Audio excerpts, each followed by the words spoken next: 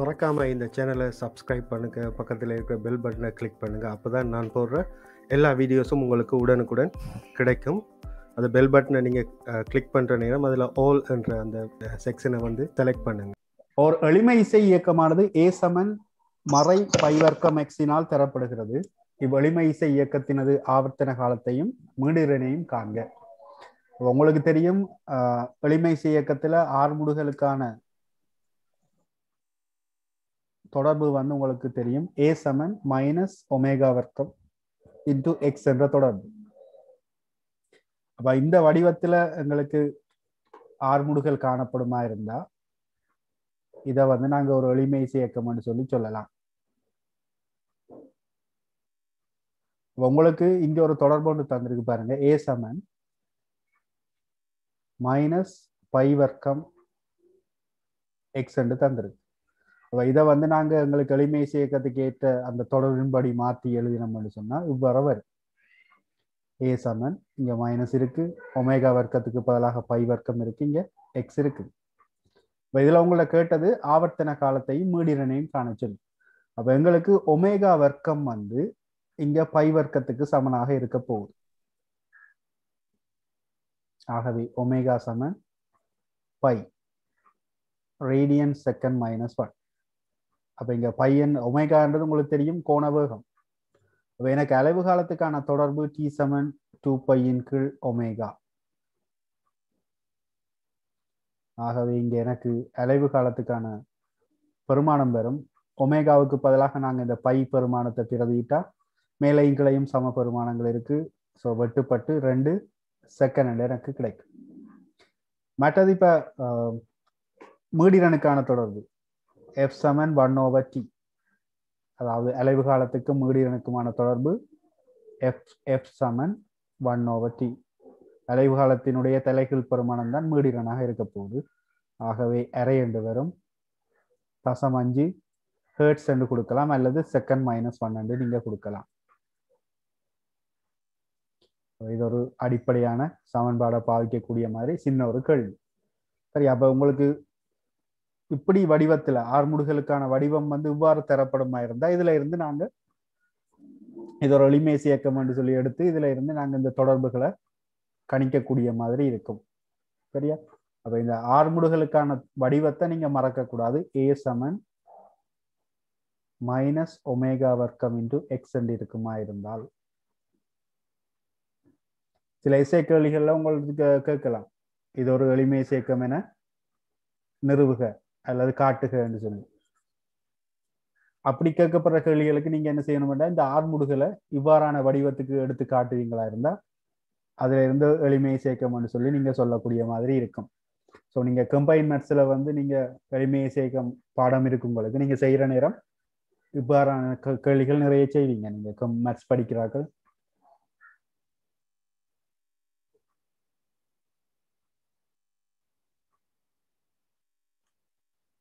Okay, இப்போ இது வந்து ஒரு அடிப்படையான சின்ன கேள்வி. இரண்டாவது கேள்வியை பார்ப்போம். ஓர் எளிமை இசை இயக்கத்தின் சமன்பாடு ஏ சமன் மறை 4 பை வர்க்கம் தர 10⁴x ஆல் தரப்படுகிறது. இதனது ஆவர்த்தன காலத்தையும் மீடிரனையும் காண்க. அப்ப இது வந்து உங்களை பிராக்டிஸுக்காக சின்ன சின்ன கேள்விகளா இருக்குது. ஏ சமன் -4 பை வர்க்கம் தர 10⁴. இது வந்து ஒமேகா வர்க்கத்துக்கு சமனா இருக்க போது தர எக்ஸ். ஆகவே இங்க ஒமேகா வர்க்கம் வந்து 4 பை வர்க்கம் தர 10⁴ சமன் என்று சொன்னா இதுல இருந்து ஒமேகாவை கண்டுபிடிக்கலாம். 2 பை தர 10⁴. இவ்வளவு எங்களுக்கு தொடர்பு வரப்போகுது.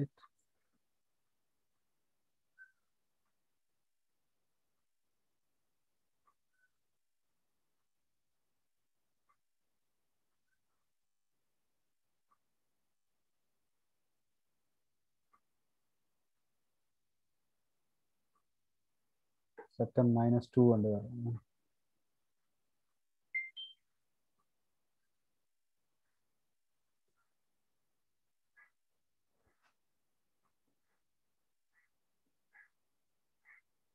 அலைவு காலம் கேட்டது T7 2π ஓவர் ஒமேகா. இப்போ ஒமேகா வந்து 2π தர 10 தெரியும். இப்போ இந்த சமன்பாடுல நீங்க பிரதியிடுவதன் மூலம் நீங்க அலைவு காலம் Tக்கான தொடர்பு ஒமேகாவுக்கு பதிலாக 2π தர 10 2π வெட்டுப்பற்றும் 1/100. ஸோ 0.01 இருக்க போது அலைவு காலம். ஸோ மீடிரன் F வந்து 1/Tக்கு சமன். ஆகவே F வந்து 100 ஹெர்ட்ஸாக இருக்கு. இந்த வடிவத்தை உங்களுக்கு பழக்கப்படுத்துறதுக்காக தான் இவ்வாறான கேள்விகள் உங்களுக்கு தரப்படுது. சரியா?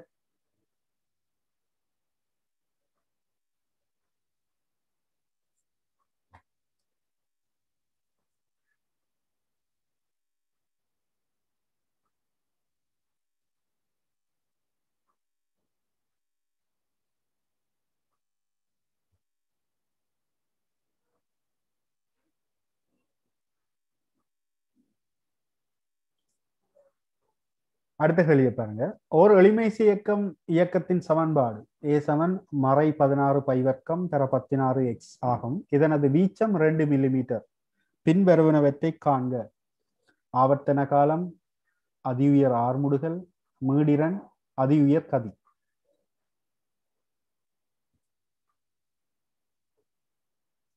நாங்க இந்த சமன்பாடை வச்சுக்கொண்டு இதுல இருந்து கோணவேகம் ஒமேகாவை கண்டுபிடிப்போம்.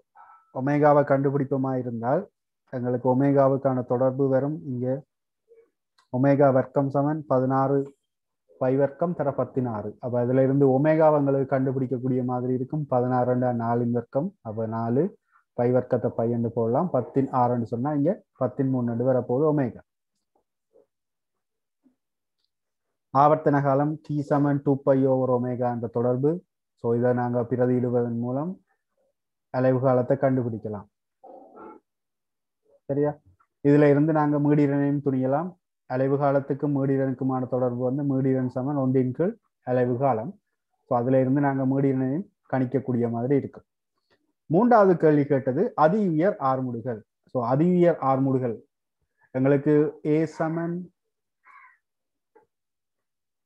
R ஒமேகா வர்க்கம் என்ற தொடர்பு தெரியும். அப்ப அதி உயர் ஆர்முடுகள் என்று சொன்னா எங்களுக்கு அதி உயர் வீச்சத்தில் இங்கதான் எனக்கு R வந்து வீச்சத்தினுடைய பெருமானம் முடிக்கக்குள்ள எங்களுக்கு A மேக்சிமமாக இருக்க போகுது. அப்ப உங்களுக்கு இதுல வீச்சத்தினுடைய பெருமானம் தரப்பட்டிருக்கு பாருங்க. 2 மில்லிமீட்டர் வீச்சம். அப்ப 2 மில்லிமீட்டர் என்று சொன்னா மீட்டருக்கு மாத்துறதுக்கு 10⁻3.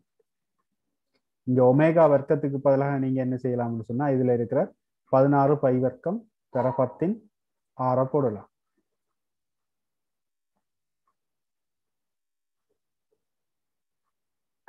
ஸோ இங்க 32 தர 10⁻3 தர π வர்க்கம்.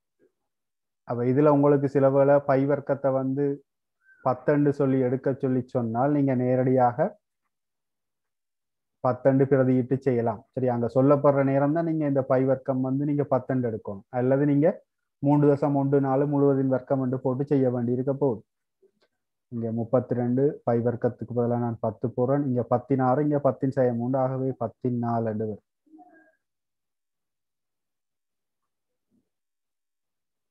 இவ்வளவு மீட்டர் செகண்ட் மைனஸ் வர்க்கமாக இருக்க போகுது.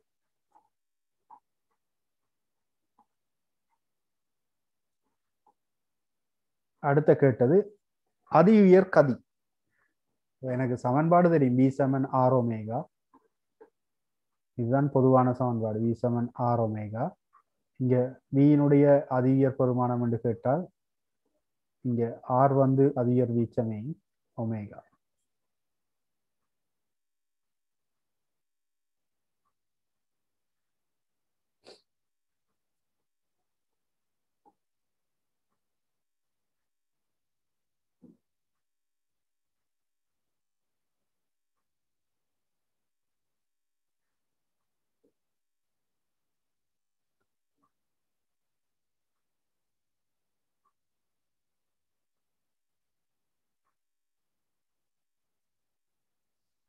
இதனுடைய ஒமேகா தானே அரைவாசி.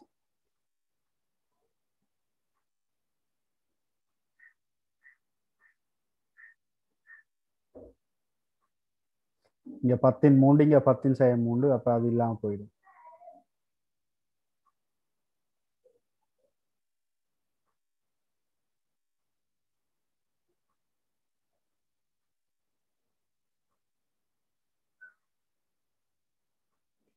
பைக்கு பதிலாக 3.14 போடுங்க, அல்லது 22 போட்டு சுருக்கினீங்கன்னு சொன்னால் உங்களுக்கு பி அதிக வேகம் உங்களுக்கு கிடைக்கும். இதில் எல்லாமே உங்களுக்கு தெரிஞ்ச சமன்பாடுகளில் கொண்டு வந்து நேரடியான பிரதியீடு.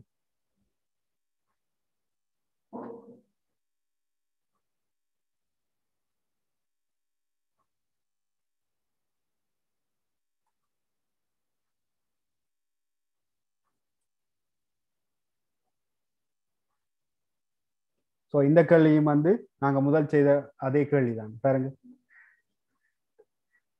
ஆர்முடுகளுக்கான தொடர்பு தரப்பட்டிருக்குது, வீச்சம் தரப்பட்டிருக்குது, அதுல இருந்து அலைவு காலம், மீடிரன், அதிகர் ஆர்முடுகள், அதிகர் கதி என்று கேட்கிறாங்க.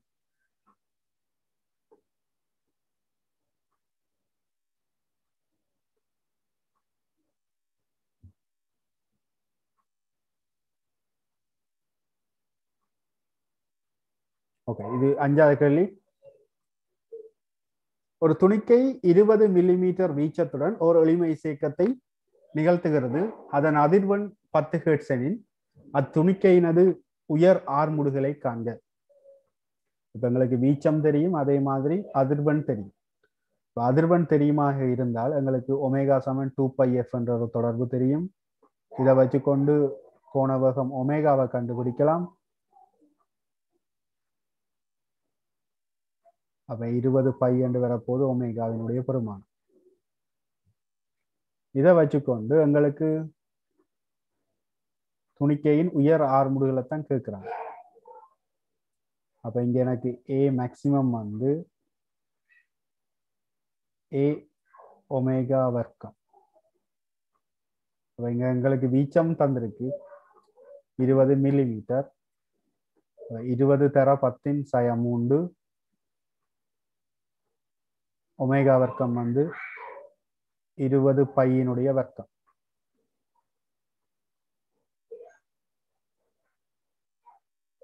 ஸோ 2 4 4 2 8 8 80 வரப்போகுது.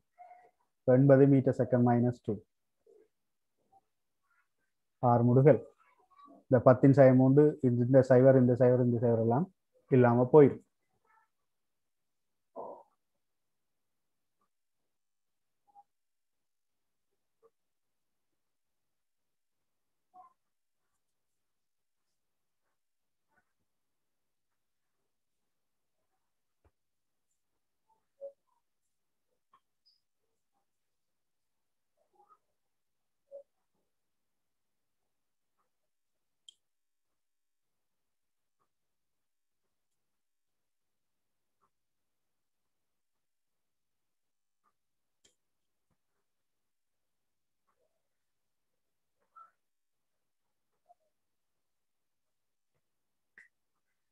ஓகே, 6வது கேள்வி பாருங்க. 0.4 கிலோகிராம் திணிவுடைய ஒரு துணிக்கை 30 மில்லிமீட்டர் வீச்சத்துடன் ஓர் எளிமை இசையக்கத்தை நிகழ்த்துகிறது. அதில் தாக்கும் உயர் விசை 1.2 நியூட்டன் எனில் அதனது மீடிரன் யாது?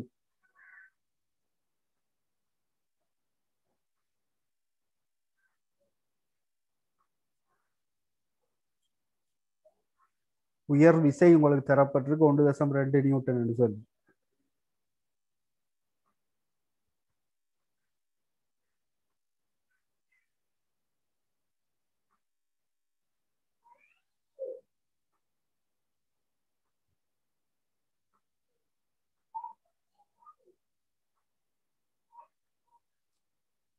அதுல உயர் விசை தொழிற்படுது என்று சொன்னா அந்த நேரம் உயர் விசை தொழிற்படுற நேரம் அவர் உயர் ஆர்முடுகளோட அங்க இயங்கி இருப்பார். அப்ப அதை வச்சுக்கொண்டு நாங்க உயர் ஆர்முடுகளை கண்டுபிடிப்போம். F7MA எங்களுக்கு விசை தெரியும் 1.2 நியூட்டன், திணிவு பெருமானம் தெரியும் 0.4. அப்ப அதை வச்சுக்கொண்டு நாங்க உயர் ஆர்முடுகளை கண்டுபிடிப்போமா இருந்தா 3 மீட்டர் செகண்ட் -2 இருக்க போகுது. ஸோ இதை வச்சுக்கொண்டு நாங்கள் வேறு என்ன செய்யலாம்னு சொன்னால், இதில் உங்களுக்கு வீச்சம் தரப்பட்டிருக்கு 30 மில்லிமீட்டர் வீச்சம்னு சொல்லி. அப்போ எங்களுக்கு A7 ஆர் ஒமேகா ஸ்கொயரில் இப்போ ஏ உயர்வு மேக்சிமத்துக்கு நாங்கள் தொடர்புடைய இருந்தால் ஏ மேக்சிமம் சமன் ஒமேகா வர்க்கம் தர வீச்சம் ஏ ஆக இருக்க போகுது. இப்போ இதில் உங்களுக்கு வீச்சம் தெரியும், ஏ மேக்சிமம் ஆறு முடிகளினுடைய உயர் பெருமானம் தெரியும்னு சொன்னால் அதை வச்சுக்கொண்டு ஒமேகா வர்க்கத்தை கண்டுபிடிக்கலாம். ஒமேகா வர்க்கத்தை கண்டுபிடிப்பீங்களா இருந்தால் எங்களுக்கு 100 வரும். ஆகவே ஒமேகா அதில் இருந்து 10 என்று எங்களுக்கு கிடைக்கும். ஸோ உங்கள்ட்ட கேட்ட கேள்வி வந்து அதனுடைய மீடிரன் தான் கேள்வி. ஆகவே ஒமேகா தெரியும்னு சொன்னால் ஒமேகா சமன் 2πf என்ற சமன்பாடை பாவிக்கலாம். பாவிச்சமா இருந்தால் எங்களுக்கு மீடிரனுக்கான தொடர்பு f சமன் ஒமேகாவின் கீழ் 2π என்று வரும். சரியா? ஒமேகாவின் கீழ் 2π என்று வரப்போகுது. ஒமேகா வந்து 10 என்று தெரியும். ஸோ 10 கீழ் 2π சுருக்கமாக இருந்தால் எங்களுக்கு 5 கீழ் 3.14 என்று வரும். அதை நாங்கள் சுருக்கமாக இருந்தால் 1.6 ஹெர்ட்ஸ் என்று எங்களுக்கு கிடைக்கும். இவ்வாறான கேள்விகளாக உங்களுக்கு MCQல வரலாம்.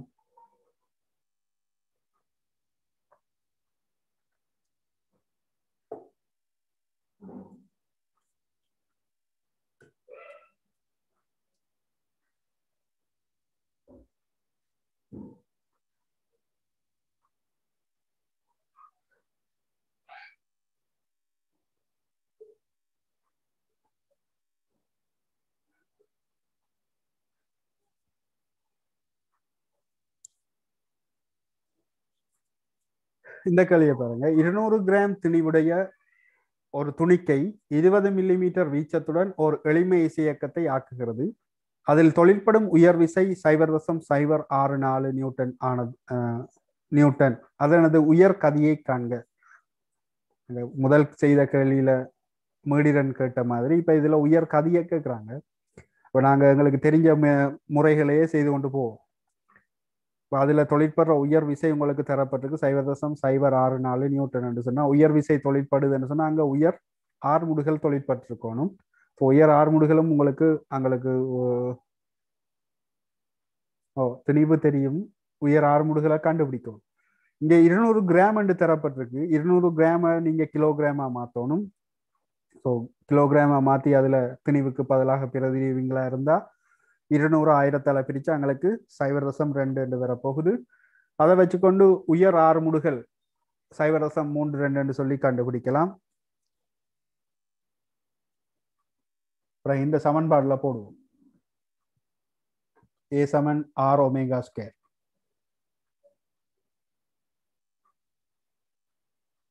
இப்ப ஏ மேக்சிமம் என்று வரும்போது எங்களுக்கு உயர் வீச்சத்துல தான் உயர் ஆறுமுடுகள்.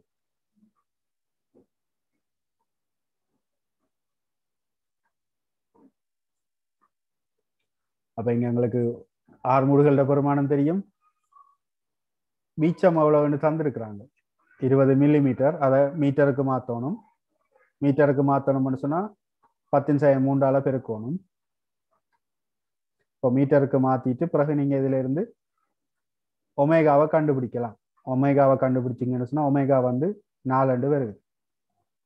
உங்களோட கேட்டது உயர்கதி V சமன் ஆர் ஒமேகா. ஆகவே V உயர்வா இருக்கிற நேரம் வீச்சத்துல இருக்க போது. ஸோ இதுல நாங்க பிரதிரூபமா இருந்தா எங்களுக்கு இவ்வாறான தொடர்பு கிடைக்கும். இனி பார்ப்போம் விச்சுருட்கள்ல எளிமை இசையக்கம். சரியா? விச்சுருள்ல எப்படி எளிமை இசையக்கம் இருக்குன்னு சொல்லி பார்ப்போம். அதுக்கு முதல் எங்களுக்கு முக்கியமான ஒரு விஷயம் தெரியணும். ஹூக்கின் விதி, ஹூக்ஸ் லோன்னு சொல்லி சொல்லுவோம். இல்லையா? ஊக்கின் விதி அல்லது ஹூக்கின் விதின்னு சொல்லி சொல்லுவாங்க. Hooks low. இது உண்மையா நீங்க சடப்பொருட்களின் இயல்பு என்று சொல்லி நீங்க 13க்கு வந்த பிறகு இது படிப்பீங்க. அதுல தான் வில் மார்லி சம்பந்தமான விஷயங்கள் எல்லாம் இருக்கு. ஆனா இப்ப எங்களுக்கு இந்த விச்சுருட்கள்ல எளிமை சேர்க்கம் என்று வரும்போது நாங்க இப்ப அதுல விசைகளை சமம் என்ன இப்ப விச்சுருள்ள தொழிற்படுற விசைகளை சமப்படுத்தித்தான் நான் என்ன செய்ய போறேன்னு சொன்னா அந்த ஆர்முடுகளுக்கான தொடர்பை நான் எடுக்க போறேன். அப்ப உங்களுக்கு இந்த விஷயத்தை சொல்லி போட்டு போனா தான் உங்களுக்கு இது விளங்கும். சரியா? அப்போ நாங்க விச்சுருட்களை எடுப்போமா இருந்தா அந்த விச்சுருட்களுக்கு ஒரு மார்லி ஒன்று இருக்க போகுது. அது சொல்றது வில் மார்லி என்று சொல்லி சொல்லுவோம். சரியா? வில் மார்லி என்று ஒன்று நாங்க சொல்லுவோம். இப்போ என்னன்னு சொன்னால் இப்போ இதுல ஹோக் ஸ்லோவா பார்ப்போம் சரியா. இப்போ இதுல என்னன்னு சொன்னா இப்போ ஒரு விச்சுருள்ள வந்து நீங்க கொடுக்குற விசைக்கு ஏற்ற மாதிரி என்ன செய்யும்னு சொன்னா இந்த விச்சுருள் வந்து நீட்சி அடைய போகுது சரியா. இப்போ இதை வந்து நீங்க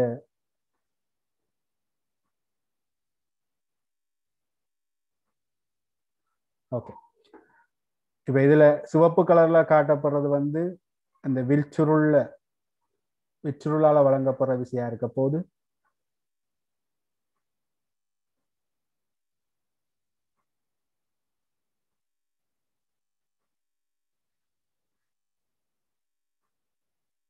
ஓகே, ஆரம்ப நிலை இது இந்த பச்சை கோட்டால காட்டப்பட்டுதான் இருக்க போகுது, சமநிலைத்தானமா இருக்க போகுது சரியா. இப்ப நீங்க என்ன செய்ய போறீங்கன்னு சொன்னா இந்த விச்சுருளுக்கு ஒரு விசையை கொடுக்குறீங்க. இந்த 87 நியூட்டன்ன்றது வந்து நான் கொடுக்குற விசை. இந்த இவ்வாறு விசைகளை நான் அதிகரித்து கொண்டு போற நேரம் என்ன நடக்குதுன்னு பாத்தீங்கன்னு சொன்னா ஆரம்ப ஸ்தானத்துல இருந்து இவர் நீட்சி அடைகிறது 100 நியூட்டனுக்கு 0.5 மீட்டர் தூரம் வந்தது.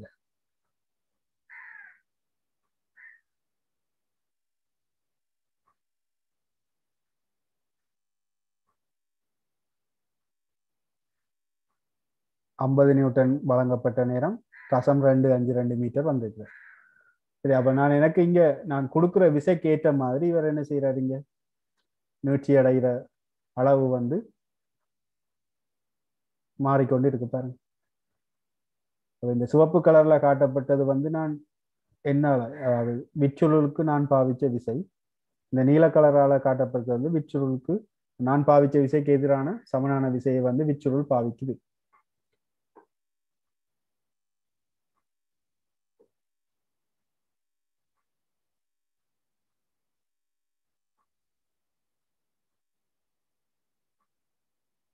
இப்போ நாங்க இவரை வந்து நீட்சி அடை செய்யற மாதிரி இந்த விச்சுருளை வந்து நான் என்ன செய்யலாம்னு சொன்னா அழுத்தக்கூடிய மாதிரி இருக்கு.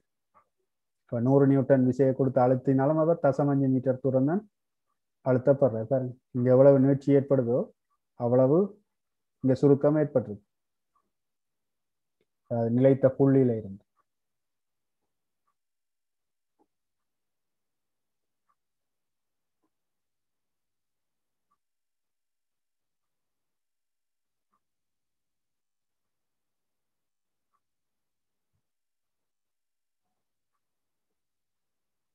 இங்க பாருங்க இது விசைக்கும் இடப்பெயர்ச்சிக்குமான வரைவு.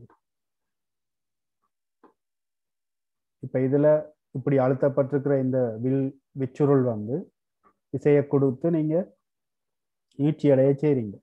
அப்ப அந்த வரைவை பார்த்தீங்கன்னு சொன்னா ஒரு உற்பத்தியினூடாக போற ஒரு நேர்கோடாக இருக்க போகுது. அப்ப உற்பத்தியினூடாக போற நேர்கோடுன்னு சொன்னா என்ன அர்த்தம்னு சொன்னா இப்ப இடப்பெயர்ச்சி அதாவது விசை அதிகரிக்க இங்க இடப்பெயர்ச்சி அதிகரிக்கு பாருங்க நிலைத்த புள்ளியில இருந்து. இதுதான் சமநிலை தானமா இருக்குன்னு சொன்னேன். இந்த இடத்துல சமநிலை தானம்னு சொன்னா இதுல இருந்து நீங்க இந்த விச்சுருளுக்கு நீட்சி அடையக்கூடிய மாதிரி ஒரு விசையை கொடுக்குறீங்க. அப்ப இங்க இடப்பெயர்ச்சி விசையோட அதிகரிச்சு கொண்டு வருது.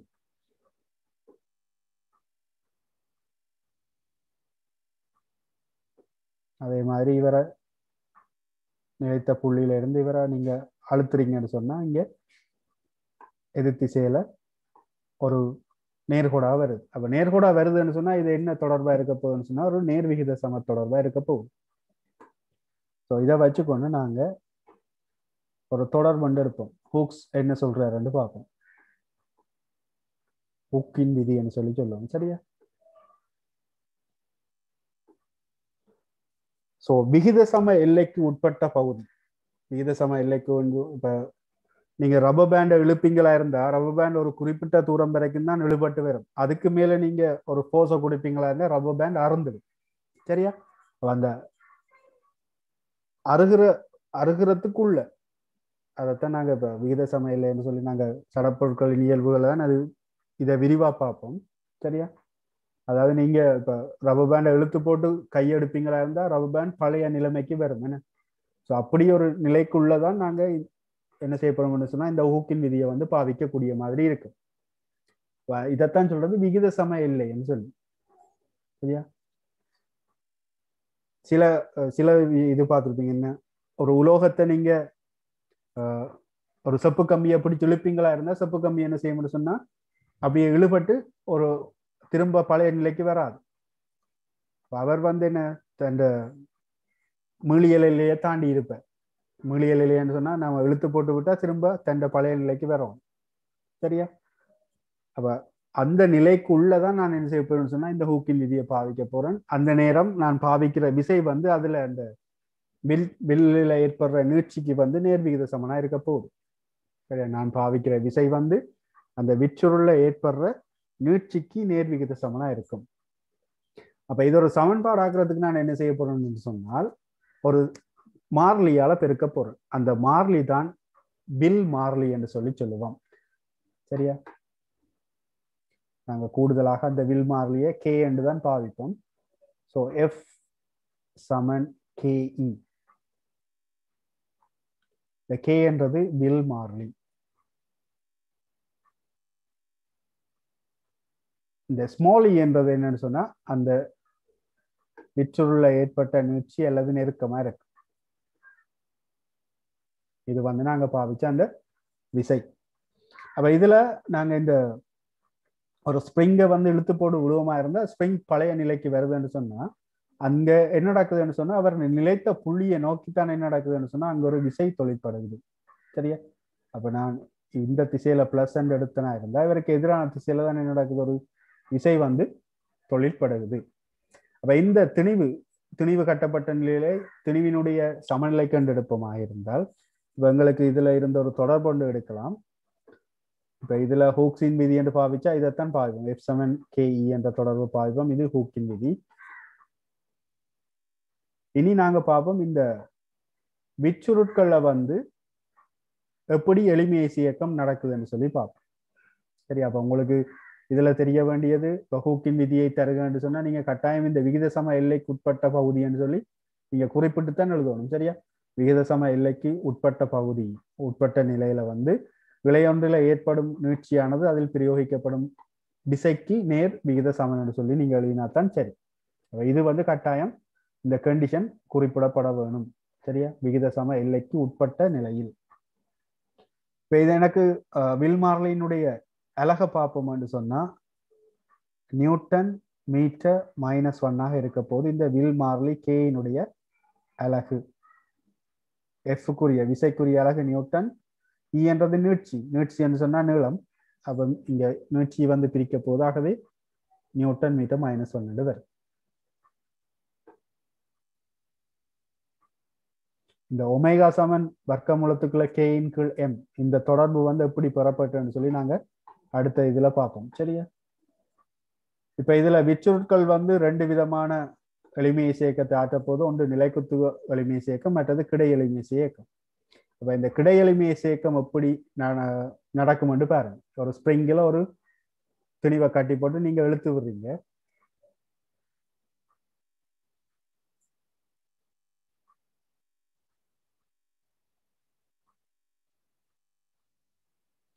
இப்ப இந்த நீலக்கோட்டால காட்டப்பட்டுதான் அவர் ஆரம்பத்துல அவர் நிலைத்த புள்ளியா இருக்கும். அதுல இருந்து எக்ஸ் தூரம் நீங்க இந்த பக்கம் இழுப்பீங்களா இருந்தா மற்ற பக்கமும் அதே அளவு தூரம் போகும். பாருங்க, இங்க எவ்வளவு நீட்சி ஏற்படுதோ அவ்வளவு நெருக்கம் அந்த மற்ற பக்கமும் ஏற்பட போகுது.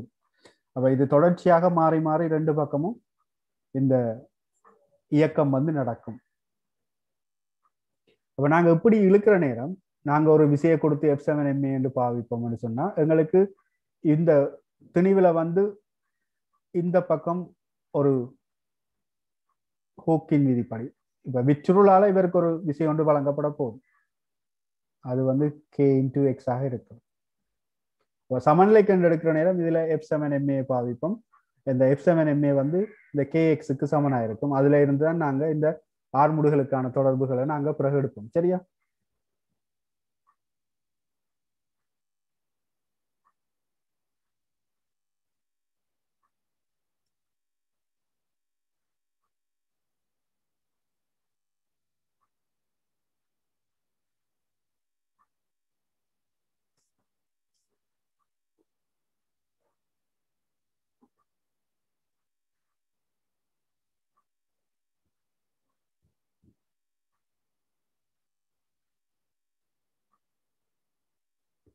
ஸோ அப்ப அந்த நிலைத்த புள்ளியை நோக்கித்தான் அந்த விசை வந்து தொழிற்படுது பாருங்க.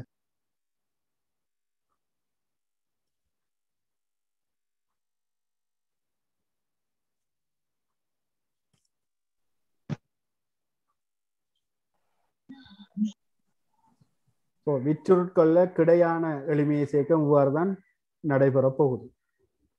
இது வந்து ஒரு ஒப்பமான மேற்பரப்பில் இயங்குற மாதிரி கருதுவோம்.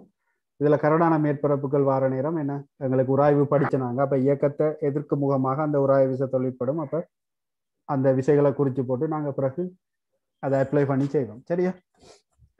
இப்படித்தான் கேள்விகளை டெவலப் பண்ணி கொண்டு போறது. இப்ப இது வந்து ஒரு ஒப்பமான மேற்பரப்பில் இருக்கிறதால இங்க உராய்வு விசை தொழிற்படாது. இது ஒரு கரடான மேற்பரப்பில் இருந்திருந்தா என்ன நடந்திருக்கும் என்றுதான் உங்கள்கிட்ட கேள்விகள், சில கேள்விகள் கேட்பாங்க.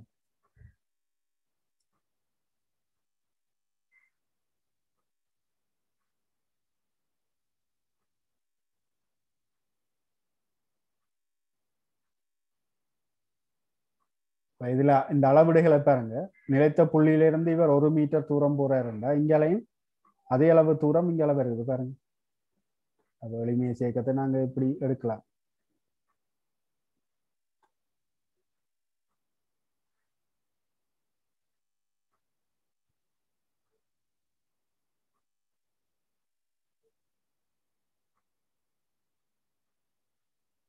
இதுதான் வீச்சமாக இருக்க போகுது.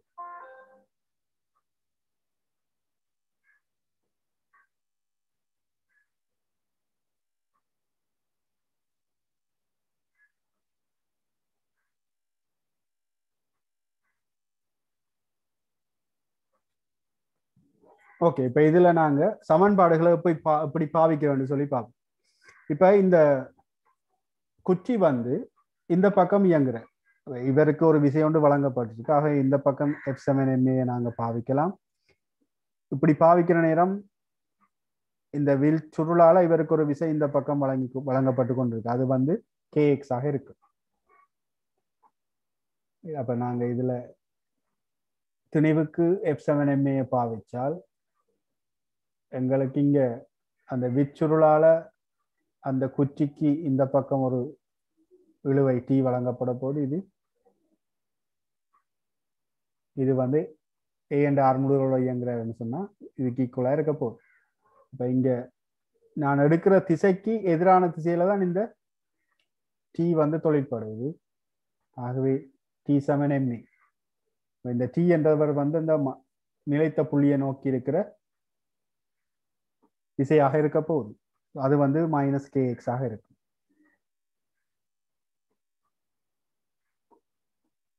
ஸோ இந்த திசையில F7ma பாவிக்கிறேன்.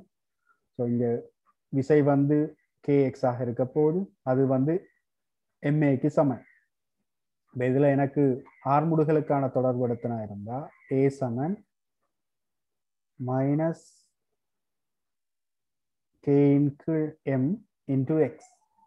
அப்ப இவ்வளவு இதை பாருங்க, இது எப்படி இருக்குன்னு பார்த்தீங்கன்னு சொன்னா A இங்க இருக்கு, மைனஸ் இங்க இருக்கு, ஒமேகா வர்க்கத்துக்கு பதிலாக k/m இருக்கு. அப்ப இங்க ஒமேகா வர்க்கத்தை கொண்டு வரோம்னு சொன்னால் இது என்ன சொல்லலாம், இங்க ஒமேகா வர்க்கத்துக்கு ஈக்குவலாக யார் இருக்கிறாருன்னு சொன்னா k/m இருக்குது. ஆகவே இங்க ஒமேகா சமன் வர்க்க மூலம் k/m இதைத்தான் குறிக்க போகுது. சரியா? ஆகவே இதை வச்சுக்கொண்டு ஒமேகாவை நான் கண்டுபிடிக்கக்கூடிய மாதிரி இருக்கும். இங்க k என்றது வில் மாறல், m என்றது அந்த துணி, அந்த வில்லில் இணைக்கப்பட்டிருக்கிற அந்த திணிவு, இதுதான் m.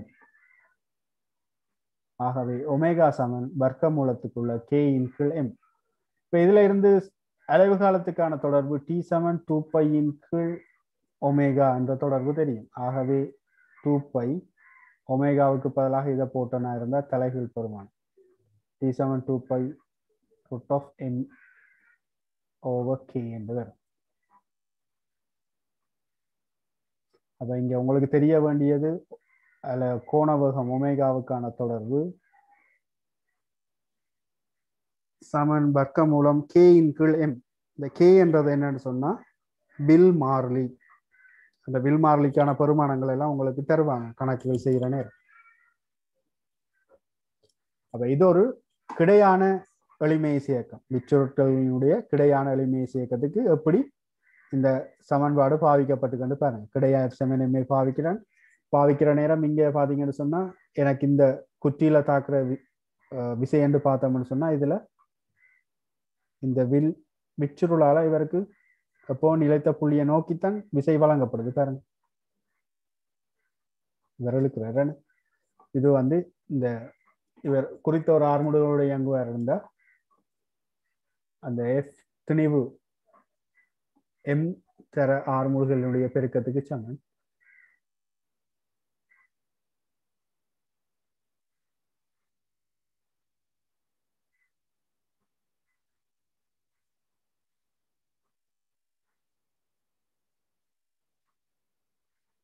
இதே போல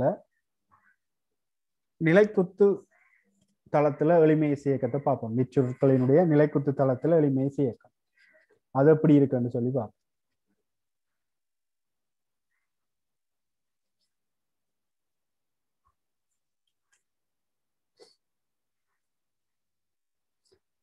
விறகு ஒரு எளிமையசை இயக்கத்தை ஆற்ற வைக்கணும்னு சொன்னா என்ன செய்வீங்கன்னு சொன்னா நீங்க கீழ் நோக்கி ஒரு விசையை கொடுத்து தான் அவரை இழுத்து இயக்கத்தை நிகழ்த்த வைப்பீங்க.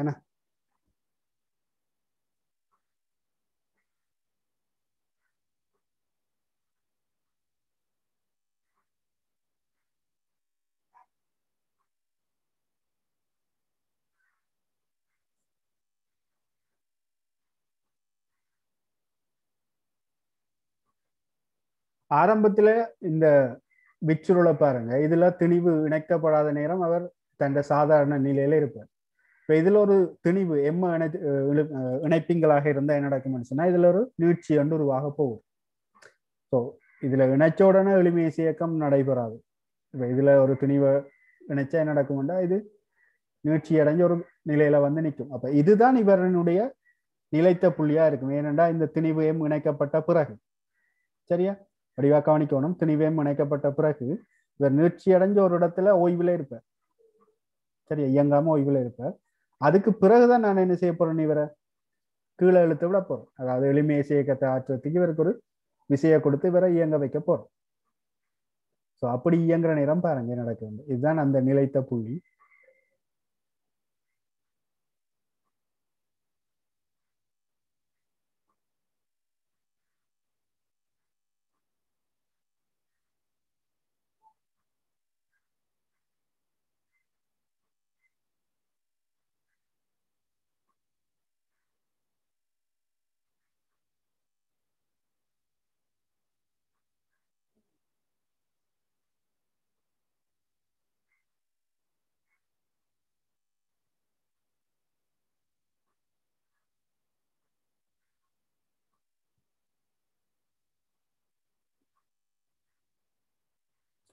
நிலைத்த புள்ளியிலிருந்து எவ்வளவு தூரம் நீட்சி அடைகிறாரோ அவ்வளவு தூரம் இங்க மேல இங்க வந்து நடக்கும். மேலையும் அதே அளவு இடப்பெயர்ச்சி தூரம் அடைய போறேன். சரியா, அதே போல இங்க கிடையாக இருக்கிற நேரம் இதான் அவர் ஆரம்ப நிலை என்று சொன்னா இங்க எவ்வளவு தூரம் நீட்சி அடைகிறாரோ அவ்வளவு இங்கால நெருக்கமடைய போகும். ஸோ ரெண்டு பக்கமும் ஒரே அளவு இடப்பெயர்ச்சி அடைஞ்சு மாறி மாறி இயங்குவேன்.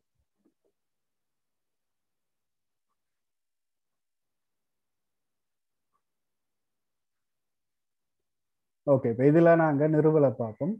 இதுல எப்படி நாங்க சமன்பாடுகளை பாவிக்கிறோம்னு சொல்லி பார்ப்போம்.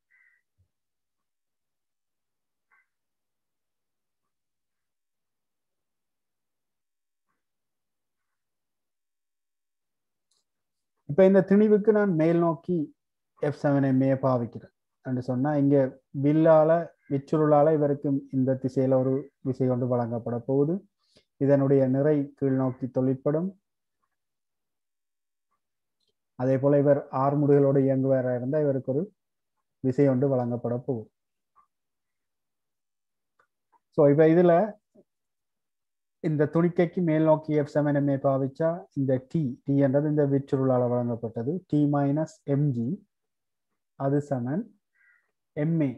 இப்போ MA என்று வரும்போது இப்ப இதுல உங்களுக்கு தெரியும் கீழ் நோக்கி போறாருன்னு சொன்னா இவருக்கு எதிரான விசை தொழிற்படுதுன்னா இவர் அமர்முடுகல் இயக்கத்தோடு தான் இயங்குவார். ஏன்னு சொன்னா இதுல என்ன நடக்குது, இவர் இங்க போய்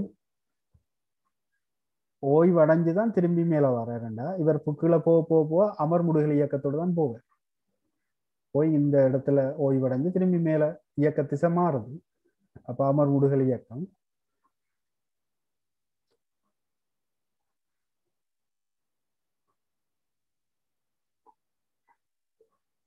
எப்சமனமே பாவிக்கக்குள்ள இங்க போடக்குள்ள கவனமா போடுங்க. இது மைனஸ் ஏன்னு போடும். சரியா? இப்ப இதுல ஹூக்கின் விதிப்படி பார்த்த மனுஷன்னா இப்ப எங்களுக்கு தெரியும் இதுல வழங்கப்பட்ட விசை வந்து நீட்சிக்கு நேர்விகித சமன். அப்ப இங்க ஆரம்பம் இவர் இதுதான் ஆரம்ப நிலை. இப்ப இருக்கிற நிலை வந்து இழுபட்ட பிறகு இது. சரி, அதே போல நீங்க எவ்வளவு தூரம் கீழே இழுத்து விடுறீங்கன்னு பாத்தீங்கன்னு சொன்னா அந்த தூரத்தையும் நீங்க சேர்க்க வேண்டி இருக்க போகுது. இது திணிவு ஏற்றப்பட்ட போது அவர் நீட்சி அடைஞ்சிருந்த இடம். அதுக்கப்புறம் நீங்க என்ன செய்யறீங்கன்னு சொன்னா எக்ஸ் தூரம் கீழே இழுத்து அவரை இயங்க விடுறீங்க. அதாவது எளிமேசை இயக்கத்தை ஆற்றத்துக்கு நீங்க எக்ஸ் தூரம் இழுத்து விடுறீங்க. ஆகவே மொத்தம் ஆரம்ப நிலைக்கும் இப்ப இருக்கிறதுக்கும் பாத்தீங்கன்னு சொன்னா மொத்தமாக ஆரம்ப நிலை இது இப்ப இருக்கிற நிலை. ஆகவே மொத்த நீட்சி என்று பாத்தீங்கன்னு சொன்னா இ சக எக்ஸ் என்று வரும். ஆகவே ஹூக்கின் விதிப்படி டி சமன் கே இன்டு இ பிளஸ் இது எக்ஸ் ஏ இல்ல எக்ஸ் என்று வரும். சரியா? எக்ஸ் என்றது நீங்க இதுல குறிப்பிட்ட அளவு தூரம் கீழே இழுத்துத்தான் அவரை இயங்க விடுவீங்க. இப்ப இதை கொண்டு வந்து நாங்க எடுத்த சமன்பாடுல பிரதியிடுவோம். பிரதியிட்டா டிக்கு பதிலாக கே இன்டு இ சக எக்ஸ் மைனஸ் எம்ஜி சமன் எம் இன்டு மைனஸ் ஏ என்று வரப்போகுது.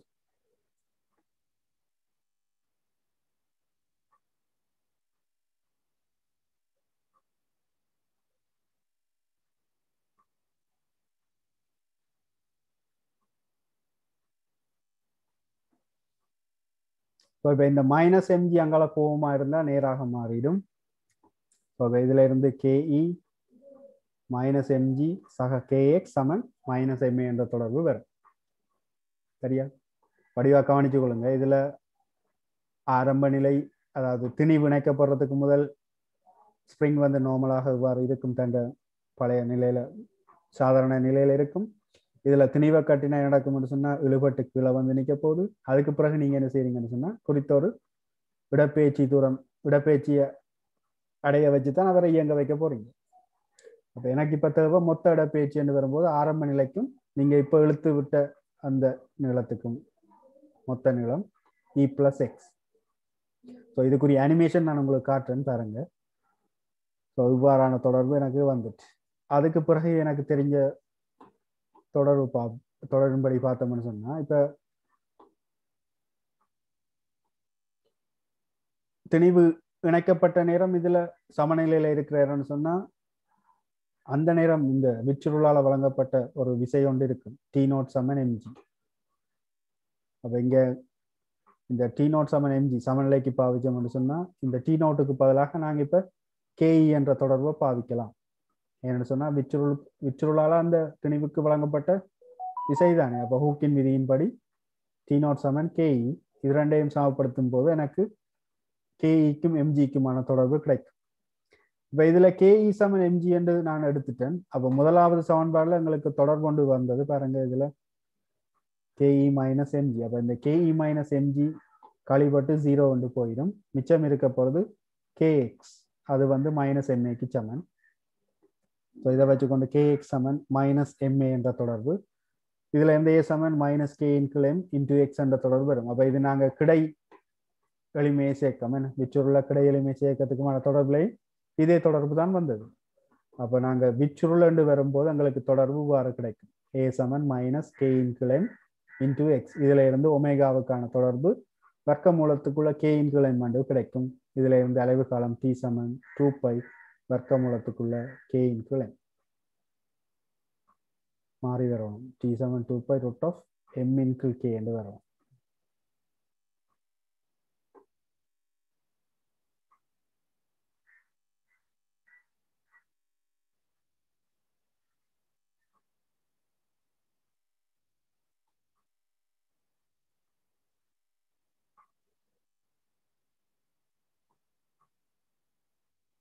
ஏன்னா இங்க எங்களுக்கு ஒமேகா தான் வர்க்கமூலம் k இன்டு n. ஆகவே t சமன் 2 pi root of m into k என்று வரும். சரியா?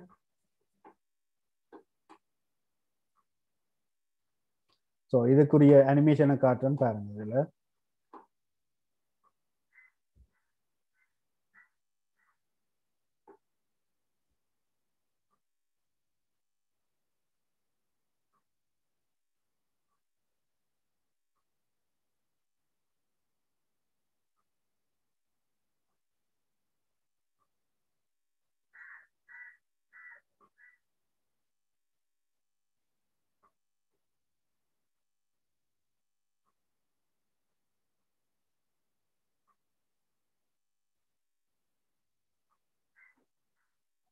இப்போ பாருங்க, இது ஆரம்பத்துல இது இணைக்கப்படுறதுக்கு முதல் சாதாரணமாக இருந்த இந்த விச்சுருள் இப்போ 50 கிராம் நான் நினைச்சிட்டேன்னு சொன்னா இப்போ ஆரம்ப நிலையை விட்டு ஒரு குறிப்பிட்ட தூரம் இங்க நீட்சி அடைஞ்சிருக்கிறேன். இப்போ என்ன செய்ய போறோம்? இவரை குறிப்பிட்ட அளவு தூரம் கீழே இழுத்து அவரை இயங்க விட போறோம்.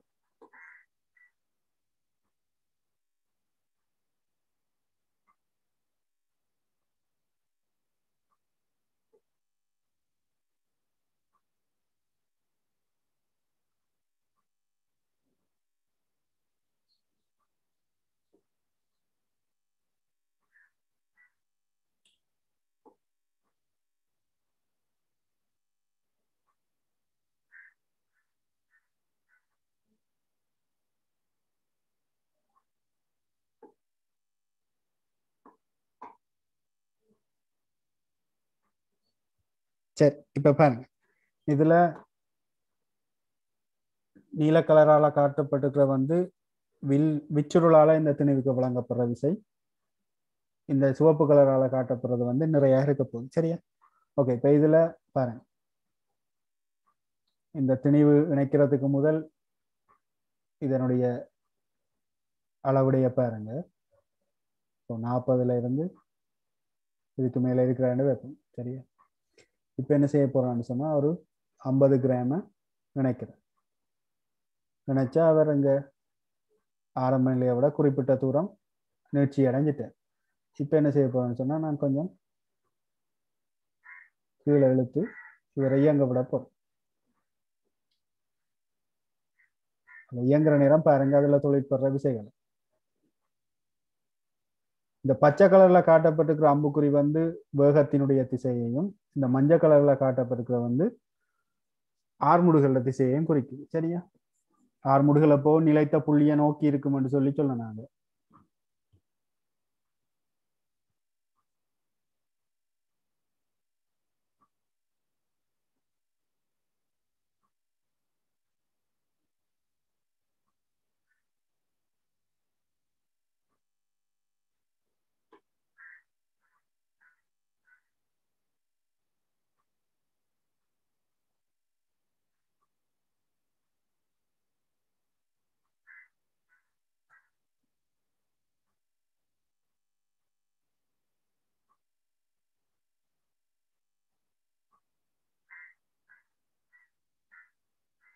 இதுதான் ஆரம்ப நிலைத்த புள்ளி. அந்த நிலைத்த புள்ளியை நோக்கித்தான் இந்த ஆர்முடுகள் இருக்கு பாருங்க, மஞ்சள் கலரால காட்டப்பட்டிருக்கு.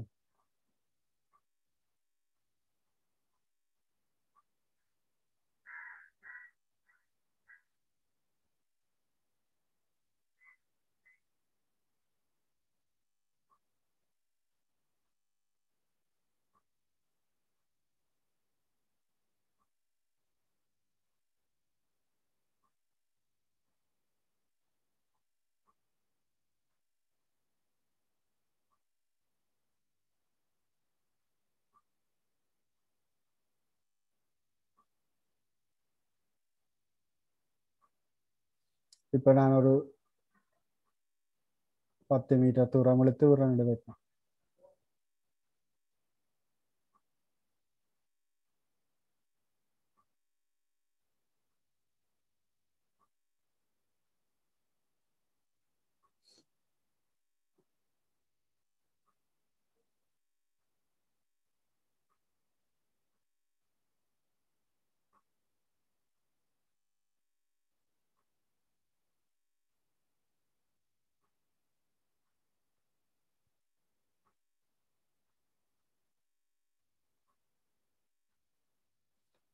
எந்த இடத்துல இவர் இயக்க திசை மாறுதுன்னா இங்க 0 ஆகித்தான் அவர் இயக்க திசையை மாத்துறார். சரியா?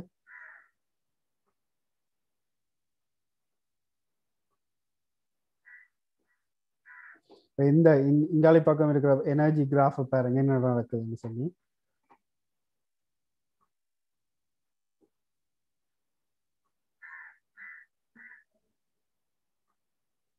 இப்ப நான் ஒரு குறித்த ஒரு 100 கிராம இதுல இணைக்கிறேன்.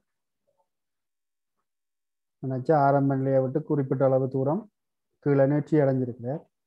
இவரை நான் இப்ப வலிமை இயக்கத்தை ஆற்ற வைக்கிறது நான் குறிப்பிட்ட அளவு தூரம் கீழே இழுத்து இயங்க விடுறேன்.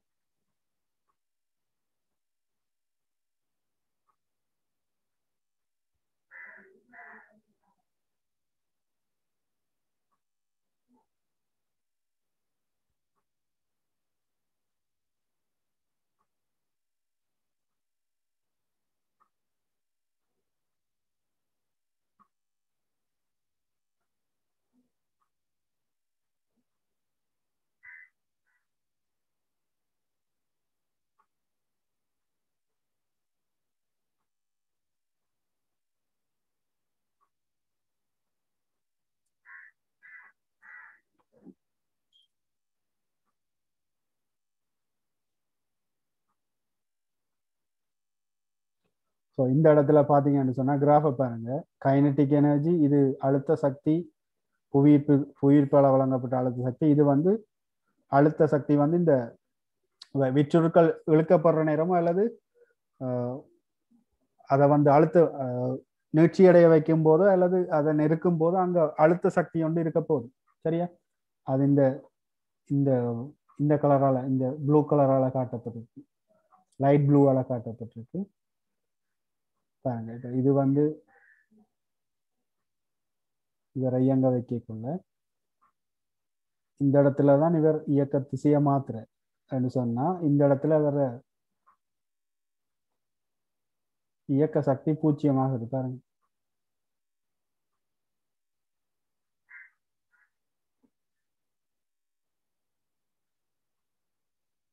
இந்த இயக்க சக்தி பச்சையால காட்டப்பட்டிருக்கு.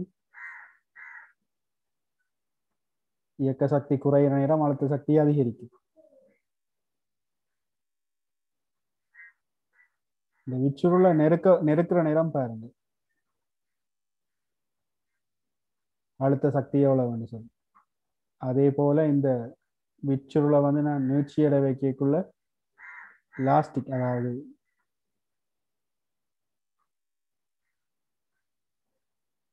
நீட்சியால ஏற்படுற அழுத்த சக்தி எவ்வளவு அதிகரிக்குன்னு பாருங்க.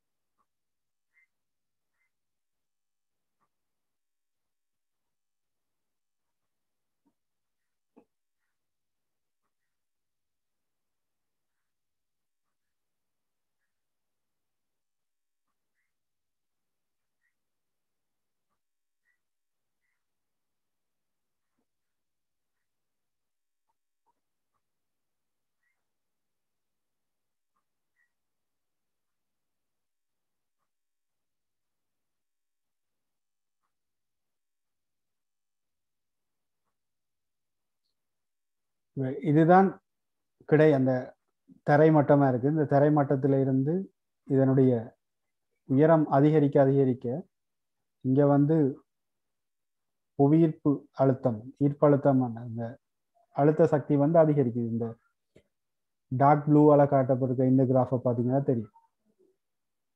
இதுதான் கிடைமட்டம். இந்த தரை மட்டத்திலிருந்து இதனுடைய உயரம் அதிகரிக்க அதிகரிக்க அழுத்த சக்தி அதிகரிக்குது. அதே போல நாங்க இங்க நீட்சியடைய வைக்கும் போது அங்க விச்சுருள்ள இருக்கிற அழுத்த சக்தி எவ்வளவு அதிகரிக்குதுன்னு பாருங்க. இந்த ப்ளூ லைட் ப்ளூவால் காட்டப்பட்டிருக்கு.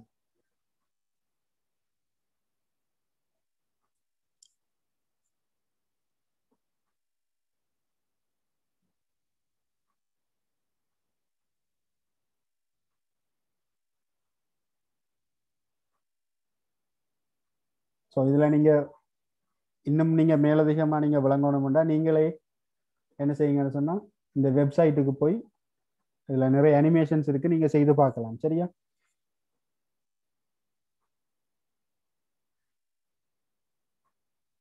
வேணும்னு சொன்னால் உங்களுக்கு நான் இந்த லிங்கை உங்களுக்கு சென்ட் பண்ணி விடுறேன். நீங்கள் இருக்கா கிளிக் பண்ணி அதில் இருக்கிற மற்ற இதெல்லாம் பாருங்கள்.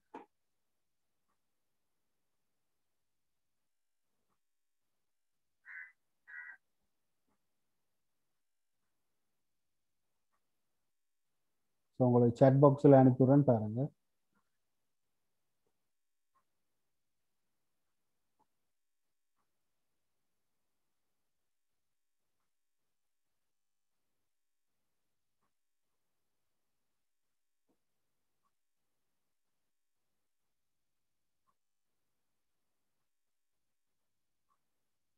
ஸோ அதிர்வெண்ணுக்கான தொடர்பு அலைவு காலத்துக்கான தொடர்பு கண்டுபிடிச்சாச்சு. இதுல இருந்து மீடியனுக்கான தொடர்பு இதனுடைய தலைகளாக வரும். சில நேரங்களில் இப்ப கேஇ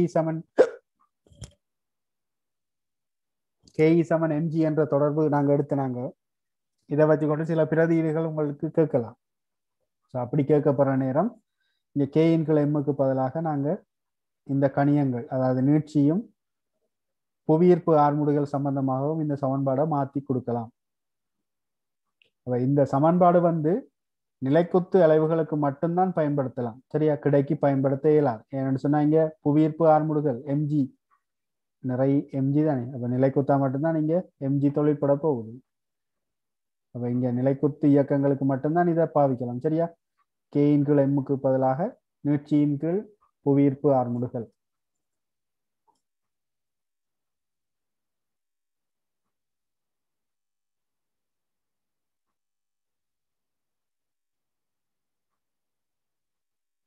இந்த வரைவு பார்த்தீங்கன்னு சொன்னா இது வந்து எப்படி சக்தி மாறும். இயக்க சக்தி உயர்வா இருக்கிற இடத்துல அழுத்த சக்தி பூஜ்ஜியமாக இருக்கும். அழுத்த சக்தி உயர்வா இருக்கிற இடத்துல இயக்க சக்தி பூஜ்ஜியமா இருக்கும்.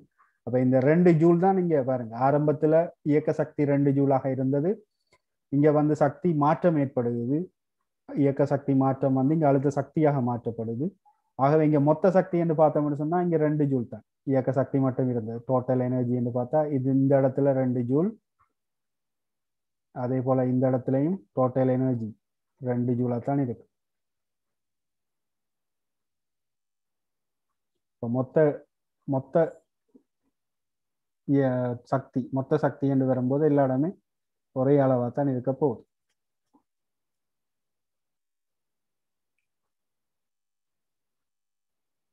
இதுல வந்து உங்களுக்கு நேரத்தோட அதனுடைய இடப்பெயர்ச்சிக்கான மாற்றம், நேரத்தோட வேகத்துக்கான மாற்றம், நேரத்தோட ஆர்முடுகளுக்கான மாற்றம் எல்லாம் இதுல தரப்பட்டிருக்கு பாருங்க. இப்போ நான் இதுல இருந்து கீழ் நோக்கி வர்றதை நான் நேர்த்திசை என்று எடுத்தனா இருந்தால் மேல் நோக்கி போறத வந்து ஓகே சாரி இதுல இருந்து இதன் கிடைமட்டம் என்று எடுப்போம். இதுல இருந்து மேல் நோக்கி அளக்கப்படுற திசைகள் நேர்த்திசை என்றும் கீழ் நோக்கி அளக்கப்படுற திசைகள் மைனஸ் திசை என்றும் எடுப்போம். எடுத்தா இந்த நேரத்தோட மாற்றம் எப்படி வருதுன்னு பாருங்க.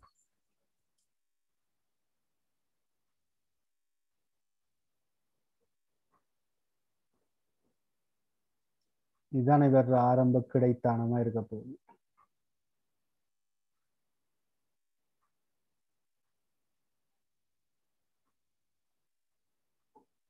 இது நேர் எக்ஸ் ஆக இருக்கும், இது மறை எக்ஸ் ஆக இருக்கும்.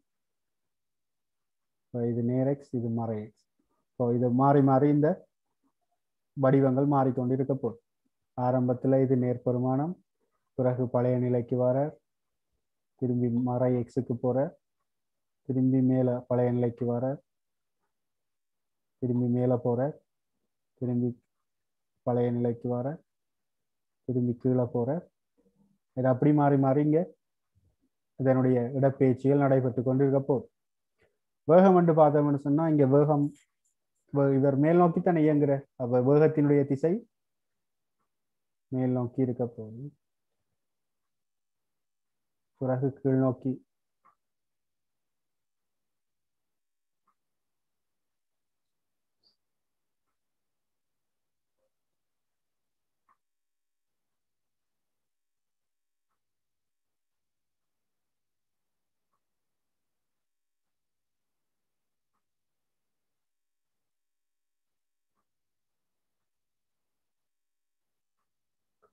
நாங்கள் எப்பவும் வேகங்களை வந்து கீழ் நோக்கி வர்றது தான் ப்ளஸ் என்று எடுக்கிறோம். நாங்கள் மேல் நோக்கி போகிற வேகங்களை மைனஸ் என்று எடுப்போம். அதே மாதிரி தான் கீழ் நோக்கி வர ஆறுமுடுகளை ப்ளஸ் என்றும் மேல் நோக்கி போகிற ஆறுமுடுகளை மைனஸ் என்றும் எடுப்போம். சரியா? இப்போ இந்த துணிக்கையினுடைய இயக்கத்தை வச்சுக்கொண்டு இந்த வரைவுகளை எங்களால் கீறக்கூடிய மாதிரி இருக்கும்.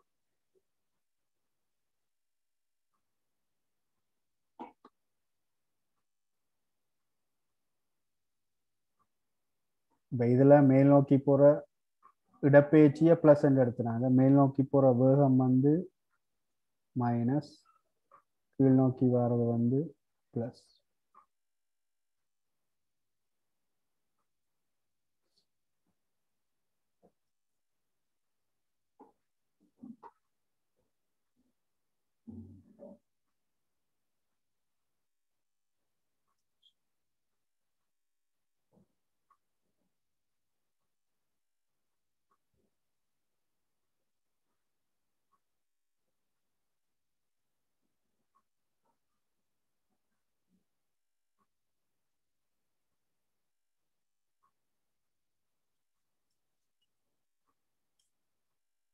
ஸோ இதில் வடிவாக காட்டப்படுது. இந்த கிராஃபை பாருங்க.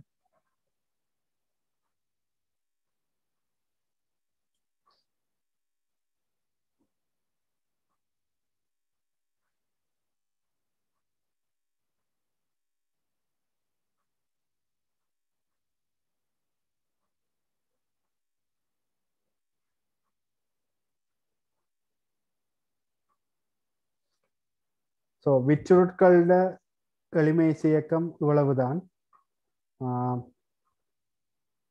இதில் வேணும்னு சொன்னால் நாங்கள் நாளைக்கு கேள்விகளை செய்து பார்ப்போம், அப்படி கேள்விகள் வருதுன்னு சொல்லி.